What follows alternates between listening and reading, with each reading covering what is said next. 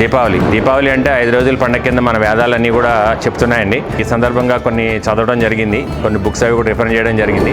So కొన్ని విషయాలు తెలుసుకున్నాను నేను. సో ఆ విషయాలందరినీ మీకు పంచుకుందామని ముందుకు వచ్చానండి. నమస్తే, నా పేరు గాంధీ ప్రసాద్ అండి. సో మీకు అందరికీ తెలుసు ఆల్రెడీ.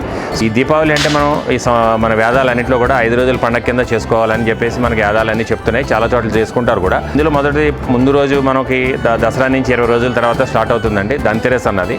సో ధన్తెరస్ అంటే ఏంటంటే యాక్చువల్గా మనం ఆయుర్వేద వైద్యానికి పితామహుడైన ధన్వంతరి గారి యొక్క పుట్టినరోజును మనం ధన్తెరస్ కింద జరుపుకుంటున్నాము.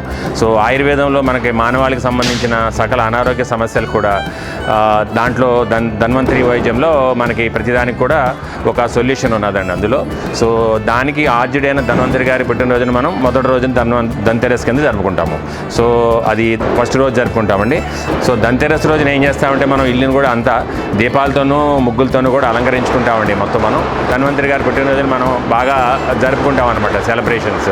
సో అలాగే రెండో రోజున వచ్చేసి నరక చతుర్దశి, మూడో రోజున మనం దీపావళి జరుపుకుంటాం. దీపావళి రోజున ఏం చేస్తామంటే మనకి ఈ చెడు మీద అంతా మంచి విజయానికి ప్రతీకగా, అలాగే అనారోగ్యాల మీద విజయానికి, ఆరోగ్యాలతో మంచి ఆరోగ్యాలతో ఉండాలని, అలాగే ఐశ్వర్యాలతో తొలతోగాలని లక్ష్మీ పూజ చేసుకుంటాము, లక్ష్మిని ఆహ్వానించుకుంటాము. సో అలాగే మన ఇంటిని కూడా అంతా దీపాలతో అలంకరించుకుని, రంగవల్లికలతో అలంకరించుకుని మనం సో లక్ష్మీదేవిని ఆహ్వానించుకుంటామండి. సో అది మనం మూడో రోజున దీపావళి పండుగ కింద జరుపుకుంటాము. నాలుగో రోజున వచ్చేసి మనం చేసుకునేది గోవర్ధన పూజ అని చేస్తాము. ఇది మనకి బలి పాడ్యమి అని కూడా అంటారండి. బలి పాడ్యమి అంటే ఏంటంటే ఆ రోజున మనం మళ్ళీ మనకి భూమి మీదకి మళ్ళీ వస్తారని చెప్పేసి మనం అనుకుని ఆ రోజున బలి పాడ్యం కింద అనుకుంటాము. అది కార్తీక మాసం మొదటి రోజు నుంచి స్టార్ట్ అవుతుంది అనమాట. సో ఆ రోజు నుంచి మన కార్తీక మాసం స్టార్ట్ అవుతుందండి, బలి పాడ్యమి నుంచి, అంటే రేపటి నుంచి.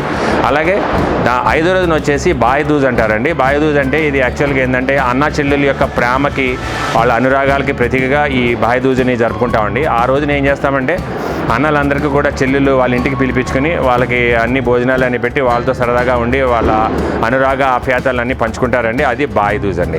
సో ఆ రోజుని ఐదో రోజున మనం బాయదూజ్, ఈ విధంగా మనం 5 రోజులు జరుపుకుంటాము. సో మీకందరికీ ఈ దీపావళి సందర్భంగా శుభాకాంక్షలు అండి.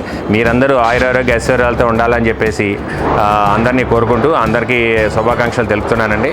సో ఈ సందర్భంగా నేను మా కుటుంబ సభ్యులను కూడా మీ అందరికీ పరిచయం చేద్దామని, వాళ్ళందరి చేత కూడా మీకు శుభాకాంక్షలు చెప్పిద్దామని అందరిని కూడా మీకు పరిచయం చేయబోతున్నానండి. ఇదండి మా కుటుంబ సభ్యులందరూ.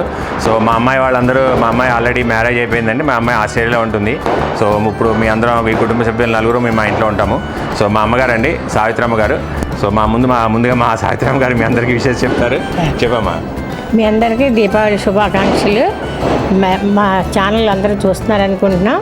మా ఛానల్ సబ్స్క్రైబ్ చేసుకోండి.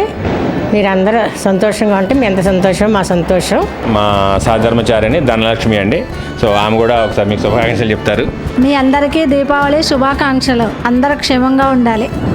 అబ్బాయి అండి నాగప్రజ్ఞ, ఇంజనీరింగ్ కంప్లీట్ అయింది. సో ఆల్రెడీ సాఫ్ట్వేర్ కంపెనీలో జాబ్ చేస్తున్నాడు.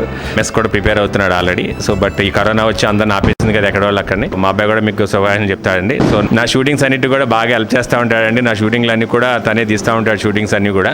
అబ్బాయి కూడా మీకు శుభాకాంక్షలు చెప్తాడు. మీ అందరికీ దీపావళి శుభాకాంక్షలు అండి.